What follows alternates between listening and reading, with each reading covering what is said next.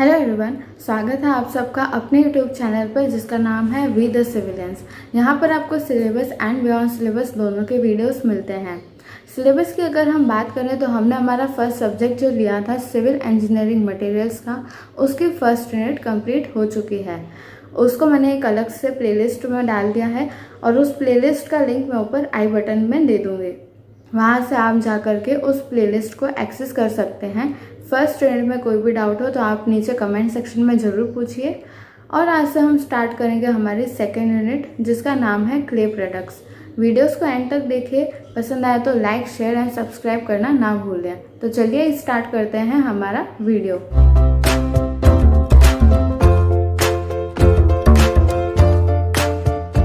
Part A, bricks. Definition देखते हैं BRICS की डेफिनेशन क्या है। Building bricks or bricks may be defined as building blocks or structural units which are of rectangular shape and convenient sizes which are made up of suitable clay. Building blocks हम इसे बोलते हैं brick को या फिर structural unit बोलते हैं। क्यों बोलते हैं? क्योंकि ब्लॉक जो हम बिल्डिंग में काम ले रहे हैं उसे हम बोलेंगे बिल्डिंग ब्लॉक। और स्ट्रक्चरल यूनिट क्यों? वही बात होगी कि कोई स्ट्रक्चर को कंस्ट्रक्ट करने के लिए कोई यूनिट का यूज हम कर रहे हैं, उसे हम बोलेंगे structural unit. These are products made up of clay. Products made of clay involve different processes like molding, drying and burning. Clay के कोई भी प्रोडक्ट हो, ये तीन प्रोसेस उसमें होते ही होते हैं। पहला है मोल्डिंग, सेकंड ड्राइंग और फिर तीसरा है बर्निंग। साइज देखते हैं ब्रिक की। अलग अलग कंट्रीज में अलग अलग साइजेस होती हैं। इंडिया में स्टैंडर्ड साइज है 19 बाय 9 बाय 9 सेंटीमीटर और जब हम इसे मोटार के साथ यूज करेंगे तो वो हो जाएगी 20 बाय 10 बाय 10 सेंटीमीटर। एक एक सेंटीमीटर का मोटार लेयर हमारे आएगा और उसका एक एक सेंटीमीटर ऐड हो जाएगा। These dimensions have been found convenient in handling the bricks during construction and also making quantity estimates. Quantity estimate के लिए ये जो साइज है ये बहुत ही convenient है और कंस्ट्रक्शन में भी हैंडलिंग के प्रोसेस के लिए बहुत ही convenient साइज की हमारी ब्रिक्स हैं। 500 such bricks will be required for completing 1 meter cube of brick wall. Metre cube का ये कह रहा है 1 मीटर क्यूब की हमारी जो है टोटल वॉल की वॉल्यूम है। अब एक ब्रिक की वॉल्यूम कितनी होगी? नॉमिनल साइज के अगर हम देखें तो 0.2 इंटू 0.1 इंटू 0.1, ये आ गया हमारा 0.002 मीटर क्यूब। अब 1 मीटर क्यूब में इतने मीटर क्यूब की कितनी ब्रिक्स लगेंगे? तो हम डायरेक्टली दोनों का वॉल्यूम को डिवाइड कर देंगे तो हमारे पास आ जाएगा number of BRICS 1 divided by 0.002, तो आ गया हमारा 500 ब्रिक्स। 500 ब्रिक्स हमारी इतने डायमेंशन की लगेंगी। फ्रॉग क्या होता है? ब्रिक का फ्रॉग जो होता है it is an identification mark of the manufacturing brick company. जो भी कंपनी बनाती है ब्रिक को, मैन्युफैक्चर करती है, वो अपना आइडेंटिफिकेशन मार्क तो डालेगी ही। अब वो कहाँ डालती है? डिप्रेस्ड एरिया में वो मार्क डालती है और उस डिप्रेस्ड एरिया को क्या बोलते हैं? फ्रॉग। ये जो डिप्रेस्ड एरिया होता है ये 10 से 20 सेंटीमीटर की लेंथ पे बनता है और उसका डायमेंशन क्या होता है फ्रॉग का? 10 सेंटीमीटर बाय 4 सेंटीमीटर बाय 1 और 2 सेंटीमीटर। जो ब्रिक के डायमेंशंस हम देख रहे हैं वो कुछ इस तरीके से हैं। ये ब्रिक की लेंथ है 19 सेंटीमीटर और ये ब्रेथ 9 सेंटीमीटर और ये हो गई उसकी डेप्थ 9 सेंटीमीटर। तो 19 by 9 by 9, 19 by 9 by 9 standard size की ब्रिक होती है। फ्रॉग जो होता है, फ्रॉग ऐसा दिखता है ये फ्रॉग, और इसका डायमेंशन होता है 10 सेंटीमीटर की इसकी लेंथ है और 4 सेंटीमीटर की इसकी ब्रेथ है। डेप्थ हमारी है 1 या 2 सेंटीमीटर। ये हो गया फ्रॉग। ये आइडेंटिफिकेशन पर्पस के लिए और मोटार की होल्डिंग के लिए काम आता है ये फ्रॉग। अगर इंचेस में इस ब्रिक का डायमेंशन नापें तो लेंथ हमारी आ रही है 9 इंच, ब्रेथ हमारी आ रही है 4 इंचेस और डेप्थ हमारी आ रही है 3 इंचेस। ये हमारा है इंचेस में इसका डायमेंशन ब्रिक। ये जो फ्रॉग हमारा बनता है वो उसका इम्प्रेशन कैसे बनता है? डिप्रेशन हम उसे कैसे डिप्रेस कैसे करते हैं उस एरिया को? उससे हम करते हैं स्टॉक बोर्ड की मदद से। स्टॉक बोर्ड पे सारा का सारा जो है मैन्युफैक्चरिंग कंपनी का नाम होता है। उसे हम जब हमारा बनता है मोल्डिंग के प्रोसेस में, उस टाइम हम क्ले के ऊपर एक साइड में स्टॉक बोर्ड को दबा देते हैं तो उतना एरिया हमारा डिप्रेस हो जाता है। अब पहला तो यूज हो गया इसका कि फ्रॉग का आइडेंटिफिकेशन मार्क के लिए। सेकंड यूज हमारा क्या है की holding the mortar so as to provide additional strength to the masonry. जो हमारा डिप्रेस्ड एरिया है वहाँ पे मोटार, ऑब्वियसली बात है कि वहाँ पे 1 या 2 सेंटीमीटर का मोटार हमारा ज़्यादा आएगा। अब ज़्यादा मोटार आएगा तो यानी कि स्ट्रेंथ जो होगी हमारी ब्रिक मैसनरी की वो भी इंक्रीज हो जाएगी, क्योंकि वहाँ पे जो मोटार है वो होल्ड करके ही रखेगा फ्रॉग जब मोटर को होल्ड करके रखेगा उतने एरिया में स्ट्रेंथ हमारी इंक्रीज हो जाएगी। ऐसे करके 500 ब्रिक की आप स्ट्रेंथ इंक्रीज कर लीजिए तो हमारे पूरे ब्रिक मैसनरी की स्ट्रेंथ बहुत ज़्यादा इंक्रीज हो जाएगी। ये देखिए कुछ ऐसी होती है ये ब्रिक। लेंथ इसकी 19 सेंटीमीटर, डेप्थ है 9 सेंटीमीटर और ब्रेथ है 9 सेंटीमीटर। ये ब्रिक का डायग्राम है, इसे आप अच्छे से देख लीजिए। XYZ ये जो है मैन्युफैक्चरिंग कंपनी का नाम है। एंड जो हमारा डायग्राम है वो है स्टॉक बोर्ड का डायग्राम। स्टॉक बोर्ड क्या है, इसका प्रोजेक्शन बना रहता है फ्रॉग पे, उसे हम बोलते हैं स्टॉक बोर्ड। ये पूरा का पूरा एक मोल्ड है और ये मोल्ड में जो है फ्रॉग का डिप्रेशन एरिया के लिए प्रोजेक्शन बना हुआ है। मोल्डिंग ब्लॉक है ये और projection for frog stock board, और ये हो गया हमारा मोल्ड। इस पूरे मोल्ड में हम क्ले डालते हैं और फिर स्टॉक बोर्ड से उसे प्रोजेक्ट कर लेते हैं डिप्रेस एरिया देने के लिए। अब आते हैं प्रॉपर्टीज ऑफ ब्रिक पर। ब्रिक की क्या क्या प्रॉपर्टीज है। पहली है physical properties, second mechanical, third हमारा है थर्मल प्रॉपर्टी और फोर्थ हमारा है ड्यूरेबिलिटी। फिजिकल प्रॉपर्टीज में आ जाएगा shape, colour and density. Size भी आती है, साइज हमने पहले ही पढ़ ली। शेप जो है स्टैंडर्ड शेप होता है आइडियल ब्रिक का, वो होता है ट्रूली रेक्टेंगल, एकदम रेक्टेंगल शेप में होना चाहिए। और जो सरफेस है ब्रिक का वो रेगुलर सरफेस होना चाहिए। शार्प एजेस और वेल डिफाइंड कॉर्नर्स हमारे होने चाहिए। स्पेशल पर्पस की जो ब्रिक्स होती है उसे हम अपने हिसाब से जो भी हमें शेप या साइज चाहिए उस हिसाब से हम उसे कट कर सकते हैं, पर जो स्टैंडर्ड है वो रेक्टेंगुलर ही रहेगा। कलर इसका है, कलर क्या होता है, मोस्टली कॉमन कलर जो है वो है रेड। अब रेड एक रेफरेंस कलर है, इससे हमारा डीप रेड या फिर लाइट रेड वेरी करता है। डीप रेड जो होता है, रेड जो हमारा है उससे अगर हम आगे जाते हैं तो डीप रेड आएगा। डीप रेड जो होता है वो क्या इंडिकेट करता है, ओवर बर्निंग ऑफ ब्रिक्स को। और रेड से थोड़ा नीचे आएंगे तो येलो कलर होगा हमारा, येलोइश कलर की ब्रिक होगी, वो क्या करता है, अंडर बर्निंग को इंडिकेट करता है वो कलर। तो हमारा न ब्रिक ओवर बर्न होना चाहिए न हमारा अंडर बर्न होना चाहिए, हमारा एक परफेक्ट टेम्परेचर पे बर्न होना चाहिए ब्रिक, तभी हमारा जो है रेड कलर आएगा।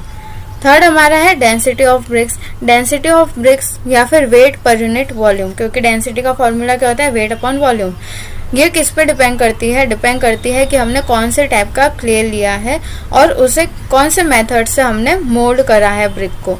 जो भी हम क्ले लेंगे उसकी डेंसिटी बहुत ज़्यादा इफेक्ट करेगी हमारे ब्रिक की डेंसिटी के ऊपर, और जो भी टाइप का मोल्डिंग हमने लिया है वो भी इफेक्ट करेगा हमारा ओवरऑल ब्रिक की डेंसिटी को।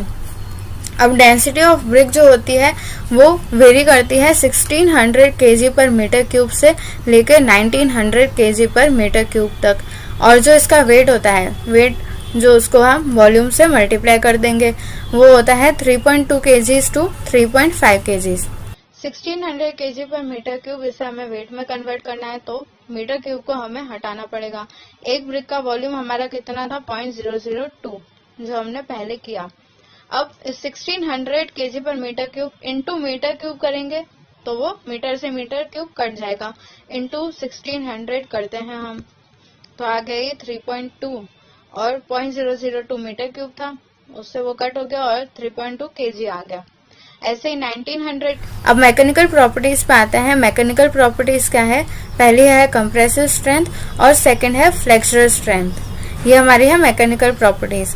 कंप्रेसिव स्ट्रेंथ, हम कितना स्ट्रेस दे सकते हैं एक ब्रिक को, कितना वो ब्रिक लोड बेयर कर सकती है, उस कैपेसिटी को हम बोलते हैं कंप्रेसिव स्ट्रेंथ। ये एक बहुत ही ज्यादा इंपॉर्टेंट प्रॉपर्टी है ब्रिक की, क्योंकि ब्रिक जो होती है वो लोड बेयरिंग वॉल में ही यूज करी जाती है, और लोड बेयरिंग वॉल में जो मेन लोड आता है वो बेयर करती है हमारी वॉल। वहां पे हमारी स्ट्रक्चरल यूनिट क्या है, ब्रिक है। तो ब्रिक का कंप्रेसिव स्ट्रेंथ बहुत ही अच्छा होना चाहिए, तभी वो हमारा जो है स्ट्रक्चर सेफ और साउंड रहेगा। अब जो प्रॉपर्टी है कंप्रेसिव स्ट्रेंथ, वो किस पे डिपेंड करती है, वो कंपोजिशन ऑफ क्ले पे डिपेंड करती है कि क्ले का कंपोजिशन कैसा है और ब्रिक को कितने डिग्री पे बर्न क्या है, उस पे हमारी डिपेंड करेगी कंप्रेसिव स्ट्रेंथ। जो है कंप्रेसिव स्ट्रेंथ कितनी वेरी करती है, 35 kg पर सेंटीमीटर स्क्वायर टू 200 kg पर सेंटीमीटर स्क्वायर या फिर उससे भी ज्यादा। अब स्ट्रेंथ क्या होता है, फोर्स अपॉन एरिया होता है, इसलिए इसकी यूनिट क्या होगी, kg पर सेंटीमीटर स्क्वायर। kg हमारा जो है फोर्स की यूनिट है या फिर वेट की यूनिट है और एरिया हमारा जो है सेंटीमीटर स्क्वायर है। फ्लेक्सुरल स्ट्रेंथ क्या होता है, brick use in place where bending loads are likely to occur. Bending loads वही है, बेंड जब हमारी ब्रिक को होना है, जैसे कि आर्चेस में जो हमारा है बेंडिंग लोड आता है, ट्रांसवर्स लोड आता है, उस स्ट्रेंथ उसको रेजिस्ट करने के लिए जो स्ट्रेंथ हमें चाहिए वो होती है हमारी फ्लेक्सुरल स्ट्रेंथ। अब ये जो है सफिशिएंट होनी चाहिए रेजिस्ट करने के लिए, किसको, ट्रांसवर्स लोड को रेजिस्ट करने के लिए। Flexural strength of a material is defined as the maximum bending stress that can be applied to a material. Maximum bending stress जो हम एक मटेरियल पे अप्लाई कर सकते हैं, जो उसकी वैल्यू होगी फाइनल, उसे हम बोलेंगे फ्लेक्सुरल स्ट्रेंथ। फाइनल वैल्यू कैसे हम करेंगे कि कैसे डिसाइड होगा, एक यील्डिंग पॉइंट आएगा, ये देखिए एक यील्डिंग पॉइंट आता है जहाँ पे वो मटेरियल ब्रेक हो जाता है। उस पॉइंट तक कितना स्ट्रेस हमने दिया है उस मटेरियल को और उस मटेरियल ने कितना रेजिस्ट किया है, उस प्रॉपर्टी को हम बोलेंगे flexural strength. Flexural strength of a material can be defined by applying transverse bending stress. इसको अप्लाई करके हम एक मटेरियल की फ्लेक्सुरल स्ट्रेंथ हम निकाल सकते हैं। और जो एक ब्रिक की फ्लेक्सुरल स्ट्रेंथ है वो कम से कम 10 kg पर सेंटीमीटर स्क्वायर होनी चाहिए। इससे कम हमारी ब्रिक की जो है फ्लेक्सुरल स्ट्रेंथ नहीं होनी चाहिए। और ये है नॉर्मल ब्रिक के लिए। हाई क्वालिटी ब्रिक के लिए कितना वेरी करना चाहिए, 20 kg पर सेंटीमीटर स्क्वायर टू 70 kg पर सेंटीमीटर स्क्वायर। अब थर्मल प्रॉपर्टीज पे आते हैं तो पहला हमारा है इंसुलेशन। इंसुलेशन क्या होता है, कोई भी हीट या फिर साउंड को रेजिस्ट करने की प्रॉपर्टी को हम बोलते हैं इंसुलेशन। आइडियल ब्रिक जो है उसकी इंसुलेशन प्रॉपर्टी भी अच्छी होनी चाहिए। सारी की सारी प्रॉपर्टीज आइडियल ब्रिक में होनी चाहिए। रेक्टेंगुलर शेप होना चाहिए, रेगुलर सरफेस होना चाहिए, डेंसिटी होनी चाहिए अच्छी, जो हमने वहाँ पे रेंजेस डिफाइन करी उतना डेंसिटी हमारा होना चाहिए। कंप्रेसिव स्ट्रेंथ हमारा अच्छा होना चाहिए। उसके साथ साथ हमारा इंसुलेशन प्रॉपर्टी भी अच्छा होना चाहिए। अब इंसुलेट किससे करना है, हीट और साउंड से हमें इंसुलेट करना है। Heat and sound conductivity of BRICS very greatly with their density and porosity. ये किस पे डिपेंड करता है, ब्रिक की डेंसिटी और पोरोसिटी पे डिपेंड करता है। कैसे डिपेंड करता है देखते हैं। अब जो बहुत ज्यादा डेंस ब्रिक होगी उसका जो कॉम्पैक्ट स्ट्रक्चर होगा वो आसानी से साउंड या हीट को कंडक्ट कर देगा, क्योंकि उसके मॉलिक्यूल्स के बीच में हमारा कोई स्पेस ही नहीं है, बहुत ही कॉम्पैक्ट स्ट्रक्चर है। और हैवी ब्रिक्स होगी, हैवी क्यों होगी, क्योंकि डेंस स्ट्रक्चर है तो हैवी होगी, तो वो आसानी से हमारा हीट और साउंड को कंडक्ट कर लेगा। अब कंडक्ट कर लेगा तो यानी कि उसकी थर्मल और साउंड इंसुलेशन प्रॉपर्टी जो है वो बहुत ही पुअर होगी। तो इसलिए ब्रिक का जो है डिजाइन ऐसा करना चाहिए कि वो लाइट वेट हो और उसके अंदर पोरोसिटी इतनी बहुत ज्यादा पोरोसिटी नहीं हो, पर इतनी हो कि वो रेजिस्ट कर सके साउंड और हीट को। स्ट्रॉन्ग होना चाहिए और एडिक्वेट इंसुलेशन वो हमारा ब्रिक जो है देना चाहिए। ड्यूरेबिलिटी आते हैं। ड्यूरेबिलिटी क्या होता है, durability of any material is defined as the length of time for which a material remains unaltered and strong when using construction. Construction में जैसे हम बोलते हैं कि एक बिल्डिंग की लाइफ जो है वो है 50 ईयर्स, तो 50 ईयर्स तक जो उस बिल्डिंग में स्ट्रक्चरल यूनिट्स लगे हैं वो खराब नहीं हुए, एकदम वैसे के वैसे ही हैं, या फिर थोड़ा सा उसमें खराबी आई है, थोड़ा सा उसमें जैसे कोरोजन हो गया या ब्रिक्स कहीं से टूट गई या प्लास्टर उखड़ गया, थोड़ा सा हमारा चलता है, पर ज्यादा अगर आ गया तो उसे हम बोलेंगे कि वो जो मटेरियल है वो ड्यूरेबल नहीं है। अगर हमारे 50 साल तक हमारी कोई बिल्डिंग बहुत ही अच्छे से चलती है तो वो बिल्डिंग ड्यूरेबल है। उस बिल्डिंग में जो यूज किए गए हैं मटेरियल्स वो बहुत ज्यादा ही ड्यूरेबल हैं। ड्यूरेबिलिटी डिपेंड करेगा मेनली 3 चीजों पे, जो है एब्जॉर्प्शन वैल्यू, फ्रॉस्ट रेजिस्टेंट और एफ्लोरेसेंस। इन तीनों पे जो है हमारा ड्यूरेबिलिटी डिपेंड करेगा। अब क्वालिटी ऑफ गुड ब्रिक्स क्या है? पहली हमारी है कि it should have a good perfect rectangular shape and regular surface and red coloured appearance. Rectangular shape होना चाहिए, परफेक्ट रेगुलर सरफेस होना चाहिए ताकि वो मोटार को अच्छे से प्लेस कर सके हम, और ब्रिक जो है वो खुद भी मोटार को अच्छे से इवनली होल्ड कर सके। रेड कलर का होना चाहिए। सेकंड जो आती है, सेकंड हमारा स्टैंडर्ड साइज जो है, स्पेसिफाइड डायमेंशन है ब्रिक का, वो उसे प्रोवाइड होना चाहिए। 19 बाय 9 बाय 9 सेंटीमीटर का हमारा डायमेंशन होना चाहिए। अब जो है ब्रिक का हमें देखना है कि प्रॉपर्ली बर्न होना चाहिए। अगर हमारा प्रॉपर्ली बर्न है या नहीं हमें कैसे पता चलेगा? उसका एक तरीका होता है, 2 ब्रिक को ले लो हाथ में, उसे एक साथ स्ट्राइक करो, उसे बजाना है। अगर उसमें से शार्प मेटेलिक साउंड सुनाई देती है तो उसका मतलब है कि ब्रिक बहुत अच्छे से बर्न हुई हुई है। अगर हमें डल साउंड सुनाई देती है तो उसका मतलब है कि उसकी इनकम्प्लीट बर्निंग हुई है, वो ब्रिक कंस्ट्रक्शन में यूज करने के लिए सही नहीं है। ये टेस्ट हम करते हैं देखने के लिए कि ब्रिक प्रॉपर्ली बर्न हुई है या फिर नहीं हुई है। अब फोर्थ हमारा है, a good building brick should not absorb water more than 20% and in no case should exceed 25%। क्योंकि वाटर एब्जॉर्प्शन वैल्यू जो है टेस्ट के बाद ही हमारी डिफाइन करी गई है ब्रिक की, कि स्टैंडर्ड वाटर एब्जॉर्प्शन वैल्यू जो है 20% उसके वेट से ज़्यादा नहीं होना चाहिए। अगर ज़्यादा हो गया तो क्या होगा? मोटार और ब्रिक का जो बॉन्ड है, जो उन दोनों की बॉन्डिंग है, उन दोनों का स्ट्रेंथ है बीच का, वो ब्रेक हो जाएगा क्योंकि पानी उसके बीच में आ गया और पानी कोरोड कर देगा ब्रिक को। वो एफ्लोरेसेंस जो हमारा प्रोसेस होता है, वाइट वाइट परत जम जाती है, वो हमारा हो जाएगा, इसलिए बॉन्ड हमारा टूट जाएगा ब्रिक और मोटार में। इसलिए 20% से ज़्यादा हमारा पानी ब्रिक एब्जॉर्ब नहीं करना चाहिए। कंप्रेसिव स्ट्रेंथ जो है 35 kg पर सेंटीमीटर स्क्वायर से कम नहीं होनी चाहिए, और ब्रिक हार्ड होनी चाहिए। अगर हम उसे नेल से स्क्रैच करें ब्रिक को तो उस पर इम्प्रेशन नहीं पड़ने चाहिए, ब्रिक के ऊपर हमारे फिंगर नेल के इम्प्रेशन नहीं पड़ने चाहिए। अब ब्रिक जो है उसका यूनिफॉर्म कलर होना चाहिए थ्रू आउट एक ब्रिक है 19 बाय 9 बाय 9 की, उसका यूनिफॉर्म कलर होना चाहिए। और उसे कैसे डिसाइड करेंगे कि हमारा यूनिफॉर्म कलर है या नहीं? एक ब्रिक लेंगे और उसे ऐसा जमीन पे तोड़ देंगे। जब वो उसके 2 टुकड़े हो जाएंगे तो हमें ये देखना है कि दोनों टुकड़ों में सेम अपीयरेंस है या नहीं। अगर सेम अपीयरेंस है तो मतलब यूनिफॉर्म कलर है। अपीयरेंस से क्या, कलर यूनिफॉर्म होना चाहिए, वो हमारा ब्रिक का अपीयरेंस है। रेड कलर हमारा होना चाहिए थ्रू आउट द ब्रिक। अगर दोनों में है तो मतलब कि अच्छे से उसका बर्निंग प्रोसेस हुआ है। अगर नहीं है तो यानी कि अभी भी ब्रिक जो है वो कच्ची है, उसकी बर्निंग जो प्रॉपर नहीं हुई है। ये हमारा एक चेक है देखने के लिए कि हमारा ब्रिक है यूनिफॉर्म कलर में है या नहीं। डायग्राम देख लेते हैं कैसे ये दिखेगा। ये पूरी की पूरी ब्रिक है, इसे 2 पार्ट में हमने तोड़ दिया। दोनों में हमारा यूनिफॉर्म कलर होना चाहिए, यूनिफॉर्म अपीयरेंस होनी चाहिए दोनों ब्रिक्स की। ये था हमारा ब्रिक का पार्ट 1, ब्रिक का मॉड्यूल।